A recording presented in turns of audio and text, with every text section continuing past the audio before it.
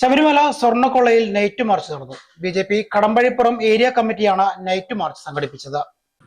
ശബരിമലയിലെ സ്വർണ്ണക്കൊള്ളയിൽ പ്രതിഷേധിച്ചുകൊണ്ടാണ് വിവിധ ആവശ്യങ്ങൾ ഉന്നയിച്ചുകൊണ്ട് BJP കടമ്പഴിപ്പുറം ഏരിയ കമ്മിറ്റിയുടെ ആഭിമുഖ്യത്തിൽ കടമ്പഴിപ്പുറം മേലെ തൃക്കോവിൽ ക്ഷേത്ര പരിസരത്ത് നിന്നും നാമജപ പ്രതിഷേധ നൈറ്റ് മാർച്ച് സംഘടിപ്പിച്ചത്. കടമ്പഴിപ്പുറം ജംഗ്ഷനിൽ നടന്ന പ്രതിഷേധ പരിപാടി BJP ശ്രീകൃഷ്ണപുരം മണ്ഡലം കമ്മിറ്റി പ്രസിഡന്റ് K. നിഷാദ് ഉദ്ഘാടനം ചെയ്തു.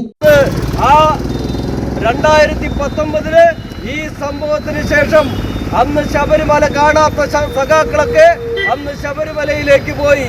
2019 ഈ സംഭവത്തിന് ശേഷമാണ് ശബരിമലയിൽ അവിടുത്തെ കട്ടിള മാറ്റിവെക്കാനുള്ള തീരുമാനം ദേവസ്വം ബോർഡ് എടുക്കുന്നത്. അതിനുശേഷം ദ്വാരപാലകന്മാരുടെ സ്വർണ്ണപ്പാളികൾ, ആ സ്വർണ്ണപ്പാളികൾ അത് പുതുക്കിപ്പണിയാൻ നിശ്ചയിക്കുന്നതൊക്കെ ഈ 2019 ശേഷമാണ്.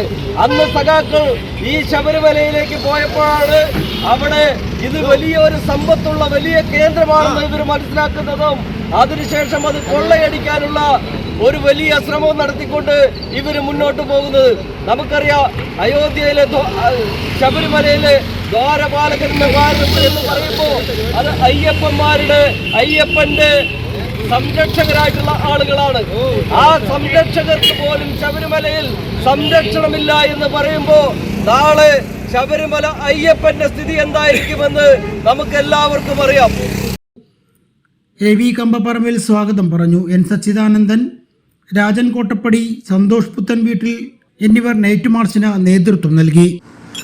ചേട്ടൊരു ചായ. സൂപ്പർ ഫാസ്റ്റ് ആണല്ലോ. ഇതെന്താ കേരള വിഷൻ വൈഫൈയാ?